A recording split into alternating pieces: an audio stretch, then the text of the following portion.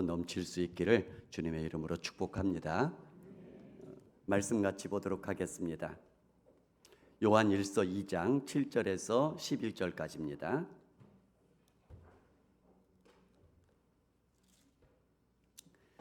요한일서 2장 7절에서 11절까지 제가 말씀을 읽어드리도록 하겠습니다. 사랑하는 자들아, 내가 새 계명을 너희에게 쓰는 것이 아니라 너희가 처음부터 가진 옛 계명이니 이 옛 계명은 너희가 들은 바 말씀이거니와 다시 내가 너희에게 새 계명을 쓰노니 그에게와 너희에게도 참된 것이라.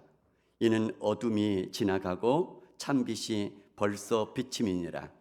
빛 가운데 있다 하면서 그 형제를 미워하는 자는 지금까지 어둠에 있는 자요, 그의 형제를 사랑하는 자는 빛 가운데 거하여 자기 속에 거리낌이 없으나 그의 형제를 미워하는 자는 어둠에 있고 또 어둠에 행하며 갈 곳을 알지 못하나니 이는 그 어둠이 그의 눈을 멀게 하였음이라. 아멘. 암송 구절 같이 보겠습니다. 시편 67편 1절 2절 말씀 같이 암송합니다. 시작. 하나님은 우리에게 은혜를 베푸사 복을 주시고 그 얼굴 빛을 우리에게 비추사 주의 도를 땅 위에 주의 구원을 모든 나라에게 알리소서. 아멘. 다시 한번 시편 67편 1절 2절 시작. 하나님은 우리에게 은혜를 베푸사 복을 주시고 그 얼굴 빛을 우리에게 비추사 주의 도를 땅 위에 주의 구원을 모든 나라에게 알리소서. 아멘. 말씀 묵상하면서 늘 말씀으로 승리할 수 있기를 바랍니다. 기도하겠습니다. 하나님, 여전히 모든 만물들을 다스리시는 그 하나님 아버지 앞에 나왔습니다. 그리고 그 하나님의 음성 듣기 원합니다. 주의 말씀을 들을 때에 그 말씀 속에 있는 생명이 느껴지게 도와주시고 그 말씀 속에 있는 우리 하나님의 능력과 권세까지 체험할 수 있도록 은혜 베풀어 주시옵소서. 예수님 이름으로 기도드립니다. 아멘. 요한일서 말씀을 같이 보고 있는데요, 요한일서 1장 5절에 이렇게 말씀하십니다. 하나님은 빛이시라 그에게는 어둠이 조금도 없으시다 라고 말씀하십니다. 이 요한일서를 쓸 때 계속해서 반복하면서 두 가지를 계속해서 말씀을 하고 계십니다. 하나님 아버지와 그 아들 예수 그리스도와 더불어서 사귐이 있는 우리 모임 가운데에 너희도 들어와서 함께 사귐이 있게 하기 위해서 이것을 쓰고 있다, 이렇게 지금 얘기를 하고 있고요. 자, 그러면 그러기 때문에 하나님과 사귐이 있다 하고 어둠에 행한다면 거짓말하고 그 안에 진리가 없는 것이다. 반대로 하나님이 빛 가운데 계신 것 같이 우리도 빛 가운데 행하면 서로 사귐이 있는 것이다, 이렇게 말씀합니다. 이 표현을 또 다른 표현으로 말씀하십니다. 하나님께 나오는 자, 다시 말하면 하나님과 사귐이 있는 자는 죄를 회개하고 자복하는 자이다. 두 번째는 진리를 행하는 자다. 다시 말하면 계명을 지키는 자다. 두 가지로 말씀하고요. 또 이것을 다른 표현으로 또 씁니다. 요한일서를 쓰는 이유는 죄를 범하지 않게 하기 위해서다. 그런데 죄를 범했다 할지라도 우리에게는 대언자가 있으니 그 대언자가 우리의 희생 제물이 되어 주셨고, 그래서 그 이름을 힘입어서 회개하고 자복함으로 나아가면 된다, 이렇게 말씀하시면서, 그러면서 또 말씀하시는 것은 두 번째는 그의 계명을 지키게 하기 위해서 이 말씀을 쓰고 있다. 다른 말로 얘기하면 그의 말씀을 지키는 자는 하나님의 사랑이 그 안에서 온전하게 되는 것이다, 이렇게 말씀합니다. 그러니까 죄를 범하지 않게 하기 위해서, 죄를 범했다 할지라도 대언자가 있으니 그 이름을 힘입어서 회개하고 자복하고, 그러면서 계명을 지키며 살아가도록, 그렇게 하기 위해서 이 요한 1서 말씀을 쓰고 있다라고 얘기를 합니다. 자, 그러면 계명을 지키게 하기 위해서다라고 하는데 계명이 무엇인가? 거기에 대한 답이 오늘 말씀에서 주어지고 있습니다. 그래서 7절에 보면 이렇게 말씀합니다. 내가 새 계명을 너희에게 쓰는 것이 아니라 너희가 처음부터 가진 옛 계명이니 이 옛 계명은 너희가 들은 말씀이거니와, 이렇게 말씀합니다. 그 다음에 8절에는 정반대의 말씀을 또 하십니다. 내가 다시 내가 너희에게 새 계명을 쓰노니 그에게와 너희에게도 참된 것이라. 이는 어둠이 지나가고 참빛이 벌써 비침이니라. 이 7절 8절 말씀을 보게 되면 옛 계명 새 계명 서로 반대되는 말씀을 하고 계십니다. 새 계명을 쓰는 것이 아니라 옛 계명을 쓰고 있다, 그렇게 말씀하면서 지금 내가 또 새 계명을 쓰고 있다. 똑같은 요한 1서 말씀을 하면서 이것이 옛 계명이다 라고 얘기를 하고 또 한 절 바로 뒤에서는 새 계명이다 이렇게 말씀하고 있다는 얘기입니다. 이게 무슨 얘기인가 라는 것이죠. 구약 유대인들에게 있어서 옛 계명이 있었습니다. 하나님께서 주신 계명이죠. 신명기 6장 5절에 이렇게 말씀하십니다. 너는 마음을 다하고 뜻을 다하고 힘을 다하여 내 하나님 여호와를 사랑하라. 하나님을 사랑하라고 첫 번째 계명을 주셨죠. 그 다음에 레위기 19장 18절에 이런 계명을 또 주십니다. 원수를 갚지 말며 동포를 원망하지 말며 내 이웃 사랑하기를 내 자신과 같이 사랑하라. 나는 여호와니라 하면서 내 이웃을 내 자신과 같이 사랑하라 두 번째 계명을 주셨습니다. 구약 율법으로 이미 유대인들에게 주어진 계명의 말씀이 뭐라고요? 하나님 사랑, 이웃 사랑 똑같이 주어졌다는 얘기죠. 이것을 예수님께서도 마태복음 22장 37절에서 40절까지 똑같이 말씀하십니다. 인용하시면서 예수께서 이르시되 내 마음을 다하고 목숨을 다하고 뜻을 다하여 주 너의 하나님을 사랑하라 하셨으니 이것이 크고 첫째 되는 계명이요 둘째도 그와 같으니 내 이웃을 내 자신같이 사랑하라 하셨으니 이 두 계명이 온 율법과 선지자의 강령이니라. 구약에서도 하나님 사랑, 이웃 사랑 똑같은 계명을 주셨고요. 신약에서도 예수님께서 이 두 말씀을 인용하시면서 하나님 사랑, 이웃 사랑 이 계명이 온 율법과 선지자의 강령이라. 다시 말하면 온 율법과 선지자 구약 전체 성경의 요약이다, 핵심이다 이렇게 말씀하고 있습니다. 이게 무슨 말씀이냐? 옛 계명 그대로 유대인들은 가지고 있습니다. 그런데 유대인들은 이 옛 계명을 다르게 해석하고 있더라는 것이죠. 사랑해야 할 형제와 이웃을 유대인들은 자기들에게 가까이 있는 이웃으로 이렇게 해석을 합니다. 그러니까 우리 주변에 있는 가까운 이웃, 이것을 이웃이라고 얘기를 하고요. 그 다음에 조금 넓혀가면 유대인들까지를 이웃이라 생각을 하죠. 그러다 보니까 이방인들과 사마리아인들은 사랑해야 될 이웃이 아니라 율법의 순수성을 지키기 위해서 경계해야 될 대상이라는 얘기입니다. 밀어내야 된다는 거죠. 왜냐하면 그들이 들어오면 이 순수한 것들이 깨질 수가 있으니까요.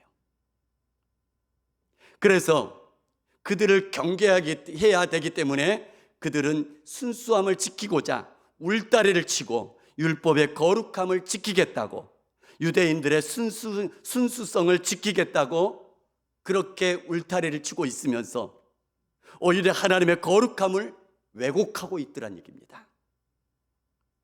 이러한 울타리는 유대인 공동체라고 하는 그 순수성은 지키고 나아갈 수 있는지는 모르겠지만 내 이웃을 내 몸과 같이 사랑하라는 율법의 정신을 가로막는 담벼락이 되고 말더란 얘기입니다. 그러니까 자기네들의 순수함을 지키겠다 울타리를 쳤는데 오히려 하나님의 율법을 가로막는 담벼락이 되고 말더란 얘기입니다.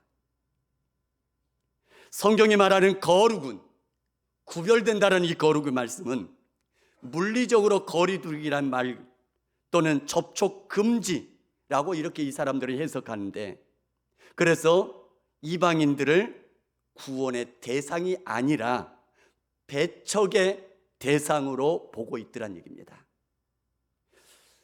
하나님께서는 율법으로, 계명으로 주셨습니다. 하나님 사랑, 이웃 사랑.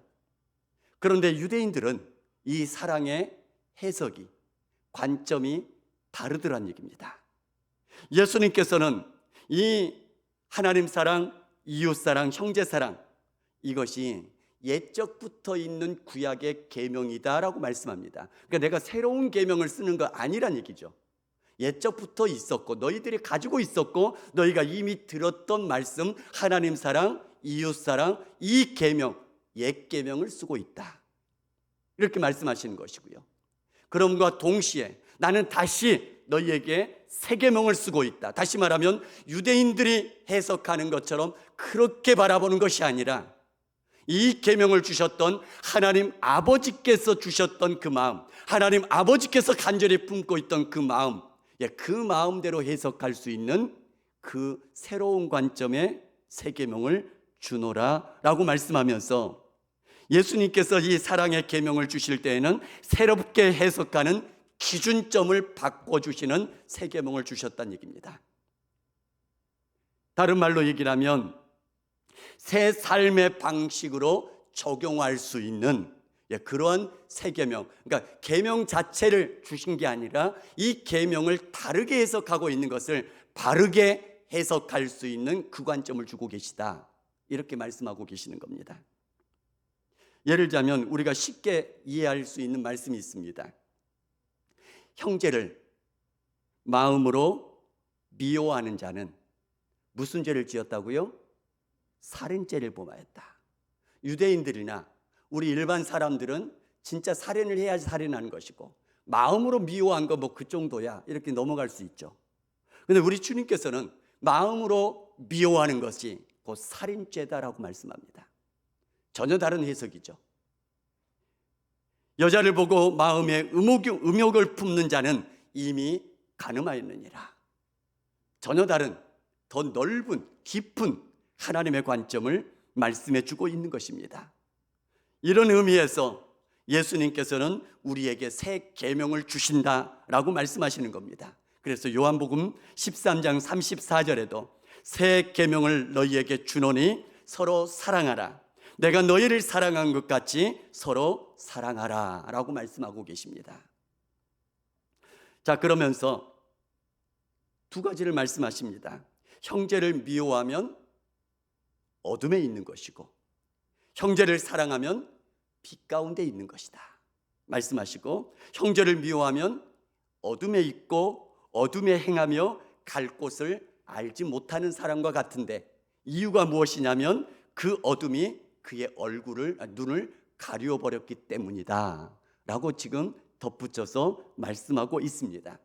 자, 그러면 미워하는 것, 사랑하는 것, 이 두 가지를 지금 대조해서 설명을 하고 있는데요, 성경에서 말하는 미워한다 라는 의미가 무엇인가를 찾아봤습니다.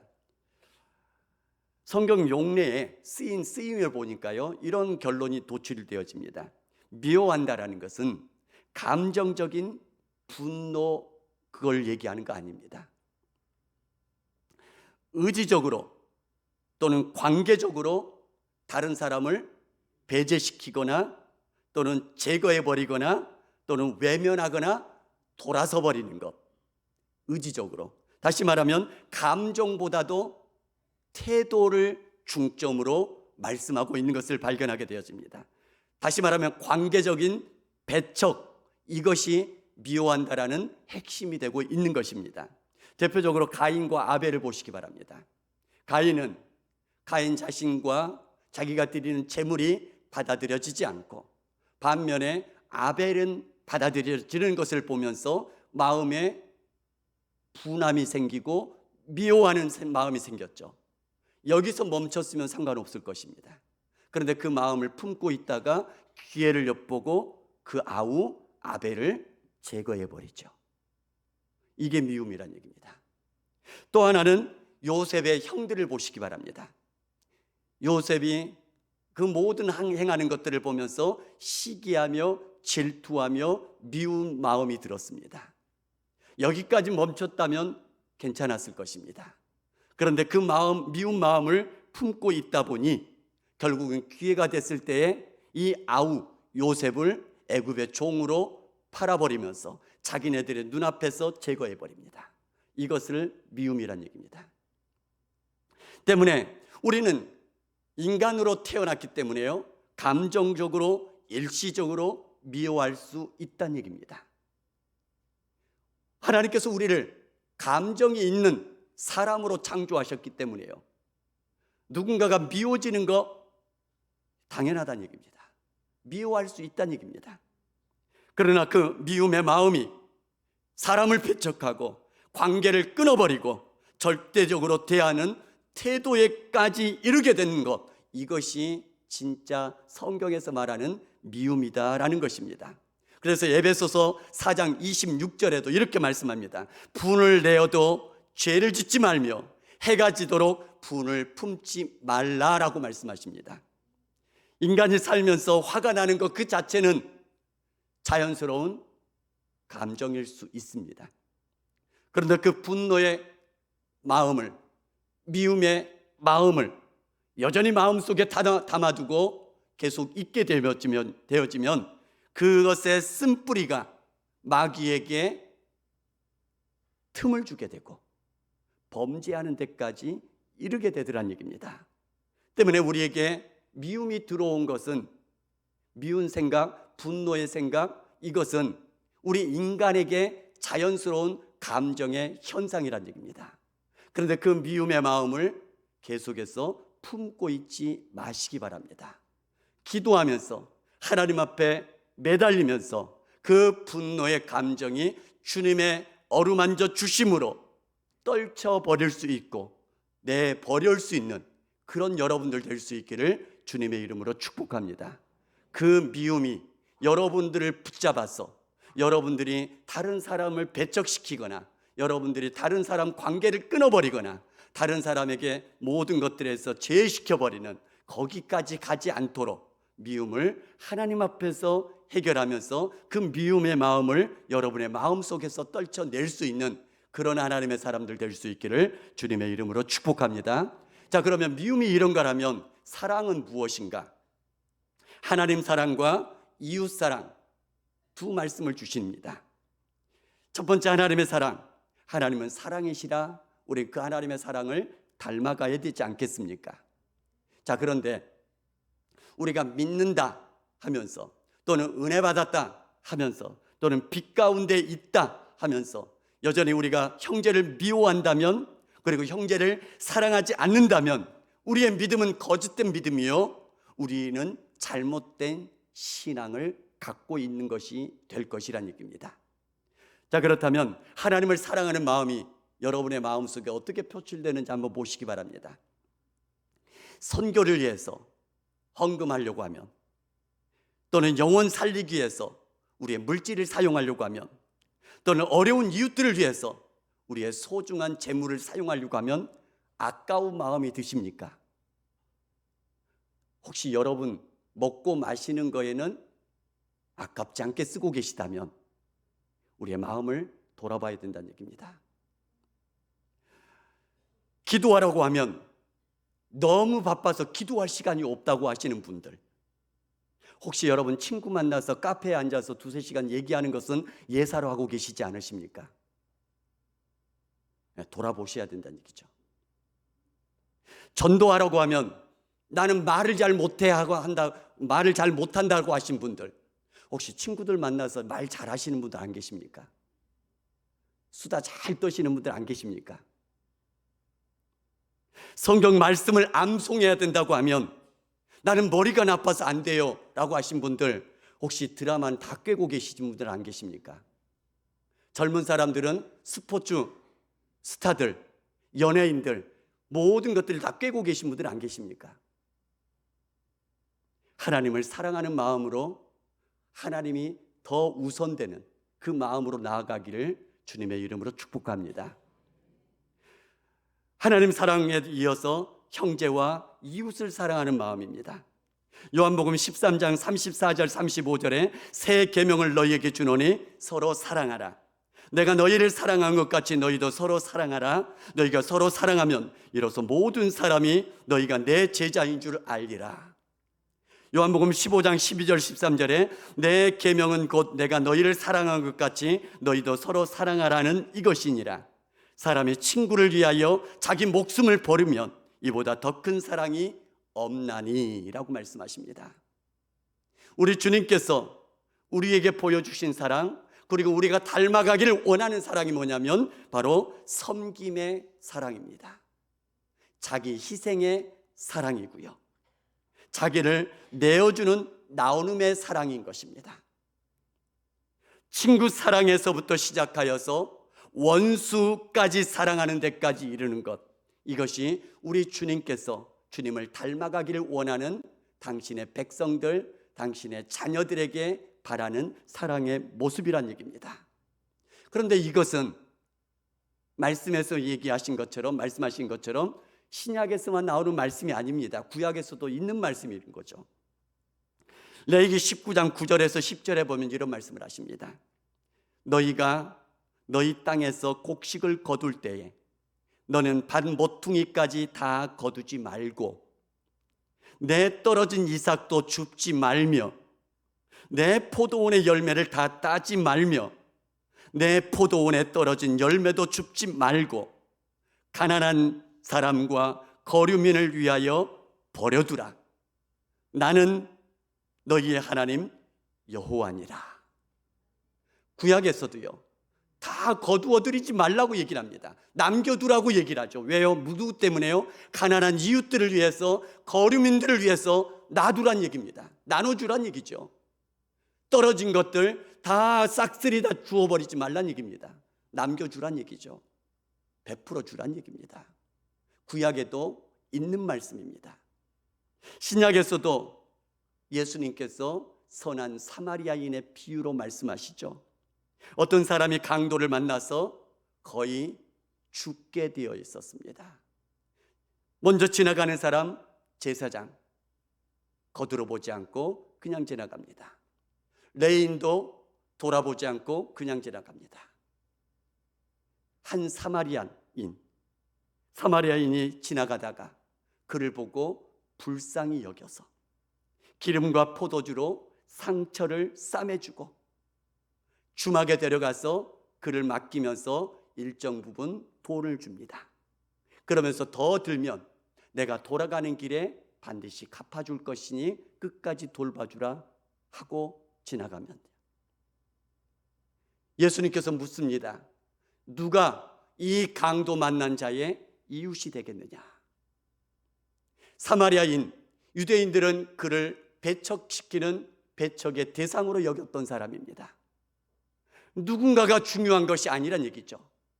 정말 필요한 사람에게 손을 내밀어 주는 사람, 사랑을 베풀어 주는 사람, 그 사람이 진짜 이웃이며 진짜 사랑을 하는 사람이다라는 것입니다. 요한일서 3장 18절에 이렇게 말씀하십니다. 자녀들아, 우리가 말과 혀로만 사랑하지 말고 행함과 진실함으로 하자. 요한일서 4장 20절에도 보는 바 그 형제를 사랑하지 아니하는 자는 보지 못하는 바 하나님을 사랑할 수 없느니라. 주님께서도 말씀하십니다. 소자에게 예수님의 이름으로 냉수 한 그릇 대접하는 자 결단코 그 상을 잃지 않으리라 말씀하십니다. 우리 모두 주님의 사랑을 베풀기 위해서 애써가며 살아갈 수 있기를 바랍니다. 때문에 우리가 주변의 사람들에게, 이웃에게, 형제에게, 어려운 이웃들에게 사랑의 손길을 내미는 그것이 곧 하나님의 사랑으로 연결된다라고 말씀하고 있는 것입니다. 이렇게 하나님을 사랑하며 이웃을 사랑하며 그렇게 살아가는 사람들, 그 사람이 우리 주님의 신실한 친구가 되어준 줄 믿습니다. 우리는 주님의 사랑을 받은 사람들입니다. 그리고 사랑받기 위해 태어난 사람인 것을 믿습니다. 동시에 우리는 그 사랑받은 사랑, 그 사랑을 나누어주며 사랑하며 살아가는 사람들입니다. 우리 모두가 다 주님의 신실한 친구 되기를 원하고 사랑을 받을 뿐만 아니라 사랑을 나누어주면서 살아가는 그런 하나님의 사람들 될 수 있기를 주님의 이름으로 축복합니다. 같이 찬양하며 기도하는 시간 같습니다. 하나님의 신실한